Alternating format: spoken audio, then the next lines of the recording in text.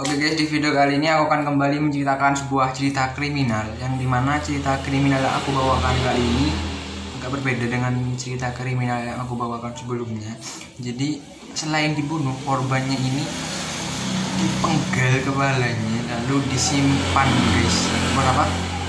Buat kenang-kenangan guys. Emang tak ada otak ini pembunuh ini. Kayak mana ceritanya? Mari kita bahas. Jadi guys, sebelum masuk pembahasannya aku mau cerita dikit sama kalian. Jadi aku kan udah agak lama, sebenarnya cerita ini udah lama ingin ku bahas, tapi karena aku hari Senin itu aku mengalami kecelakaan, jadi aku belum sempat membahas ini karena badanku lagi sakit-sakitan itu guys, karena kecelakaan. Jadi itu ceritanya, aku kan udah dalam ngedit yang ceritaku yang yang Isabella Gusman itu kan udah hampir selesai. Itu aku putuskan, belum selesai juga sih, hampir selesai guys. Aku memutuskan ke rumah nenek di dekat pantai. Aku kan mau minta ikan gitu guys, jadi aku kesana banyak ibu sore hari itu. Habis itu kebetulan gak ada ikan di sana, belum matang gitu ya. Jadi aku memutuskan kok pulang. Di perjalanan pulang aku di perempatan itu guys, di perempatan jalan raya, aku kan udah mau nyebrang gitu guys. Ada orang kan itu guys, jaga lalu lintas, udah di stop segala arah itu guys. Dari timur ke barat tuh udah di stop. Itu yang dari utara sama selatan tuh menyeberang gitu guys. Pulang ada dari timur mbak-mbak 3 orang nerobos. Aku dari utara ya gitu ke selatan, sudah mbak dari timur nyebrang. Ini mbak ini nabrak aku guys. Jadi alhamdulillahnya aku tuh gak apa-apa, ini saja aku tuh luka dikit, ini luka dikit tapi apa, kasihannya aku sama mbak itu 3 orang bonceng 3 gak pakai helm. Yang 1 orang itu dalam keadaan hamil, untungnya gak apa-apa, dan 2 orang lain dalam keadaan luka di mukanya. Dan kasihannya aku yang satunya itu giginya ini masuk ke dalam gini, dan mengeluarkan banyak darah. Dan aku sebenarnya guys, aku disuruh tanggung jawab, padahal aku udah jelas-jelas aku nggak salah guys, tapi ya nggak apa-apa lah, aku ganti rugi. Kasihan guys, karena aku juga nggak mau gitu juga guys. Jadi aku memutuskan untuk ganti rugi, dan sekarang kita dalam keluargaku sama keluarga dia udah berdamai.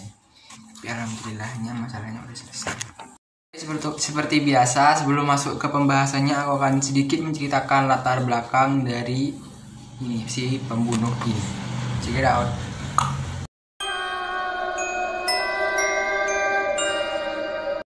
Namanya adalah Bandi. Ia lahir di Burlington, Vermont pada tanggal 24 November 1946.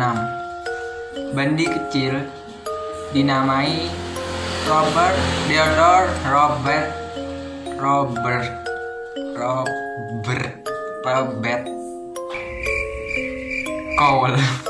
Theodore Robert Cole. Ia dilahirkan dari seorang ibu tunggal ya, atau disebut juga ibu yang di luar nikah, lahir di luar nikah, Bandi ini. Dan kakek dan neneknya menganggap bahwa mereka itu adalah orang tua Bandi, dan ibunya itu dianggap sebagai kakaknya. Dan beberapa tahun berlalu, dan saat ibunya memutuskan untuk menikah dengan seorang pria yang bernama Johnny Bandi, barulah terkuak bahwa sang kakak adalah ibunya. Itu membuat Bandi itu merasa jatuh gitu guys, merasa iya, kalian pikir sendiri lah guys, hidup dalam kebohongan kayak apa sih. Kasihan kali. Semenjak Bandi mengetahui bahwa kakaknya itu adalah ibunya, ia mengalami mental breakdown, dan ia memutuskan untuk mengisolasi dirinya di kamarnya. Dan upaya bapaknya, ayah tirinya ini, untuk mendekatkan Bandi dengan keluarganya itu dikacangin air sama dia. Jadi itu tidak dihiraukan guys, untuk mendekatkan ia dengan keluarganya itu. Dan Bandi tidak sudi, bahkan tidak sudi dan tidak suka main dengan saudara-saudaranya. Dan Bandi pun tumbuh dalam kehidupan kebohongan, apa sih, kayak tumbuh dalam kehidupan kayak kegelapan gitu loh guys, membuat mentalnya itu jatuh. Dan yang menonjol dari Bandi itu adalah kecerdasannya. Untungnya tuh dia cerdas guys kan. Untungnya tuh dia cerdas dan mudah saja dia lulus di Universitas Psikologi di Washington pada tahun 1972.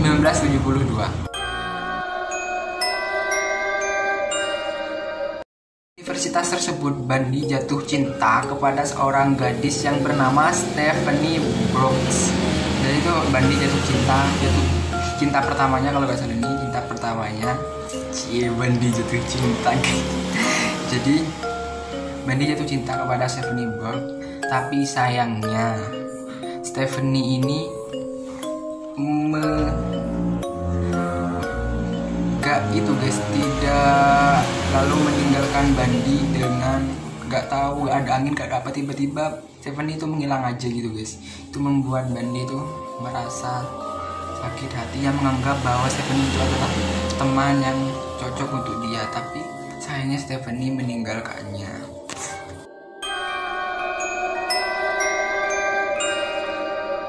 Bandi yang kecewa pada saat itu ingin mempunyai hasrat untuk menjadi orang yang kaya, dan membuat si Stephanie ini dan keluarganya itu menyesal udah meninggalin dia gitu dalam pikirannya si Bandi ini. Dan ia lebih giat belajar hukum, dan ia alhamdulillahnya ia lulus di universitas tersebut dan menempuh masuk ke jalur politik, dan ia menjadi juru kampanye karismatik pada saat itu. Dan kekayaan pun ia dapat pada saat itu, dan dia mengajak Stephanie untuk balikan guys. Itu udah pacaran, dan ketika udah mau nikah secara sengaja si Bandi ini meninggalkan Stephanie itu begitu saja gitu guys. Ya kayak balas dendam gitu guys, karena Stephanie itu pernah ninggalin Bandi pada saat Bandi lagi sayang-sayangnya gitu guys. Jadi biarkan aja gitu.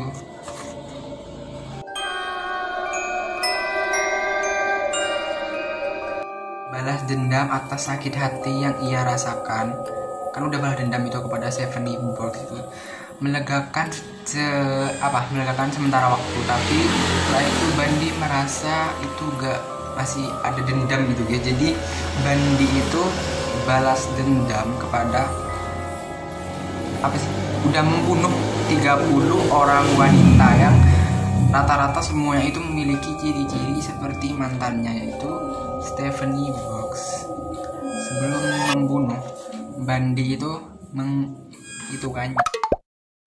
korbannya itu ya diitukannya, tahu sendiri lah guys.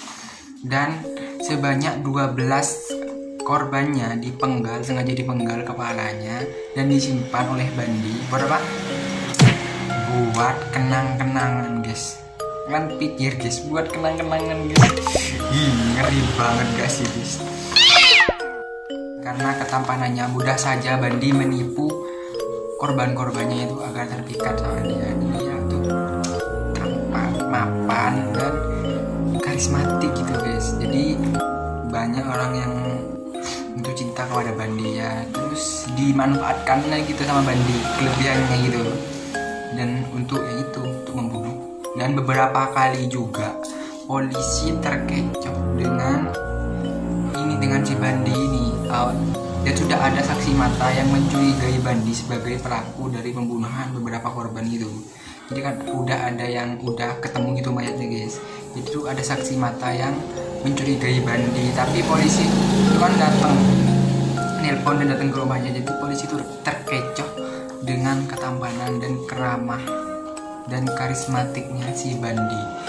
Jadi beberapa kali polisi terkecoh sama si Bandi ini. Polisi menganggap tidak mungkin sosok berlatar belakang pendidikan psikologi bisa membunuh sebanyak itu.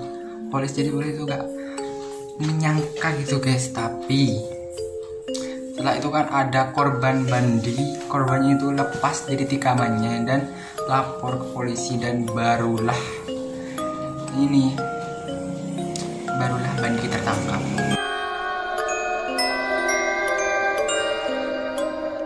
Dan Bandi pun dihukum atas perbuatannya.